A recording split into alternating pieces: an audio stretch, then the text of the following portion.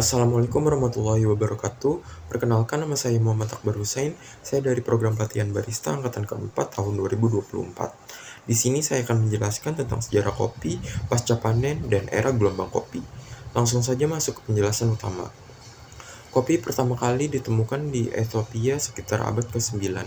Legenda menyebutkan seorang gembala bernama Kaldi yang menemukan biji kopi. Setelah melihat kambingnya menjadi energik setelah memakan buahnya, Kaldi kemudian membawa biji tersebut ke biara, di mana para biksu mulai menyeduhnya untuk membantu mereka tetap terjaga saat beribadah. Dan kopi masuk ke Indonesia itu pada masa kolonial Belanda, tepatnya pada tahun 1696. Belanda membawa bibit kopi Arabica dari Malabar, India ke Pulau Jawa. Percobaan pertama budidaya kopi di Indonesia gagal karena tanamannya hancur akibat gempa bumi dan banjir. 3 bulan kemudian, Belanda kembali membawa batang kopi hasil stek dari Malabar. Pada tahun 1706, biji kopi hasil tanaman di Pulau Jawa menjadi populer. Belanda menanam kopi di berbagai pulau di Indonesia sehingga muncul berbagai ragam jenis kopi di Indonesia. Oke, selanjutnya saya akan menjelaskan tentang pasca panen. Pasca panen terbagi menjadi 4, yaitu full wash, semi wash, natural, dan honey. Pertama ialah metode full wash. Metode ini biji kopi yang sudah dipetik masuk ke dalam proses pemisahan atau disortasi. Di tahap ini biji kopi dimasukkan ke dalam air dan jika biji kopi mengapung, menandakan biji kopi cacat.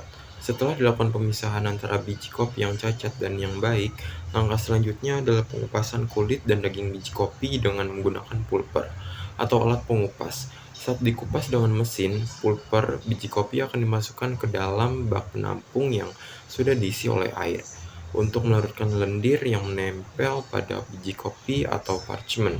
Setelah itu, kopi-kopi yang sudah dibersihkan ini masuk ke tahap berikutnya, yaitu proses perendaman. Perendaman biasanya dilakukan selama 12-36 jam, tergantung dari faktor kelembapan dan suhu udara di lingkungan tersebut. Selama proses perendaman, air rendaman ini diganti sebanyak 1 kali.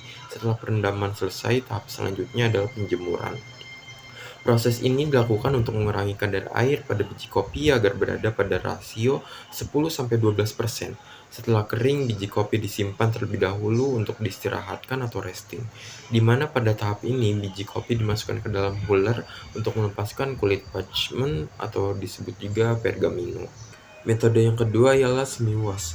Pada metode ini, air yang digunakan tidak terlalu banyak. Air hanya digunakan pada proses perendaman dan saat membersihkan biji kopi saja. Langkah pertama pada metode giling basah adalah pengupasan daging buah ceri kopi dengan menggunakan mesin. Setelah dikupas, biji kopi direndam di dalam air selama 1-2 jam agar bersih. Setelah selesai direndam, biji kopi diangkat lalu dijemur. Pada tahap ini, biji kopi harus sering dibalik agar tingkat kekeringannya merata. Proses selanjutnya adalah pengupasan kulit parchment. Serupa dengan proses basah, pengupasan ini dilakukan dengan menggunakan huller. Setelah selesai, biji kopi akan menjalani proses penjemuran yang kedua. Penjemuran ini dilakukan hingga kadar air di dalam kopi mencapai 30%. Angka tersebut adalah angka paduan standar yang digunakan untuk seluruh industri kopi untuk menghindari kopi menjadi busuk atau rusak karena terlalu kering. Metode yang ketiga ialah natural atau dry process. Metode pengolahan kopi yang paling sederhana dan paling organik adalah proses kering atau dry processing. Proses kering ini sering disebut juga sebagai proses natural, karena selain simpel, buah kopinya pun tetap utuh. Bayangkan seperti mengeringkan buah anggur hingga menjadi kismis.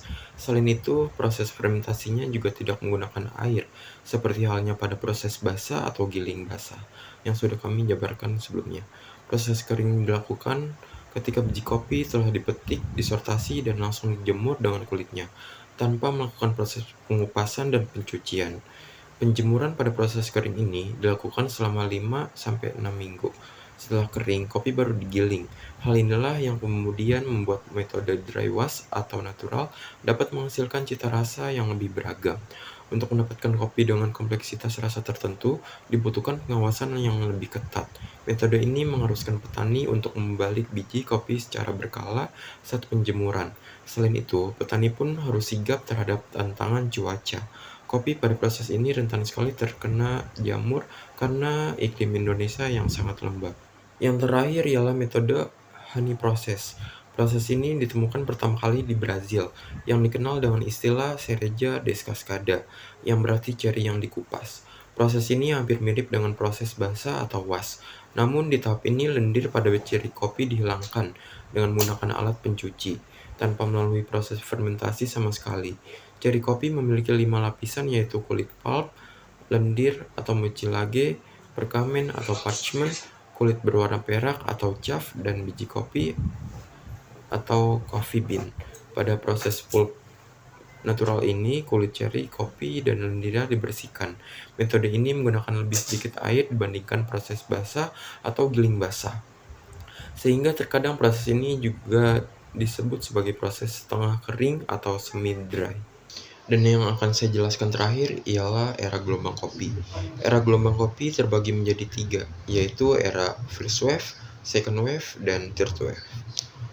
Era First Wave terjadi saat nenek moyang kita mulai menikmati kopi sebagai kebutuhan mereka. Kebanyakan kopi yang diminum adalah kopi tubruk. Pada era ini, masyarakat mulai menyadari akan kebutuhan kopi dalam hidup mereka sehingga mulai tercipta budaya ngopi. Yang kedua ialah era Second Wave. Era Second Wave dimulai saat peminum atau penikmat kopi mulai mengkritik kopi instan yang buruk dalam rasa dan kesehatan, sehingga konsumen mulai dikenalkan dengan jenis-jenis ekstraksi, teknik penyeduhan, hingga variasi minuman kopi. Pada era ini juga lahirnya popularitas dan eksistensi sosok yang disebut barista. Yang terakhir ialah era Third Wave. Era Third Wave merupakan era yang saat ini sedang kita jalani. Pada era ini, transparansi produk atau informasi mengenai kopi menjadi tolak ukur dalam industri ini. Customer experience dan customer service merupakan bentuk kata kunci untuk mendefinisikan Third Wave. Sekian penjelasan dari saya, kurang lebihnya mohon maaf. Wassalamualaikum warahmatullahi wabarakatuh.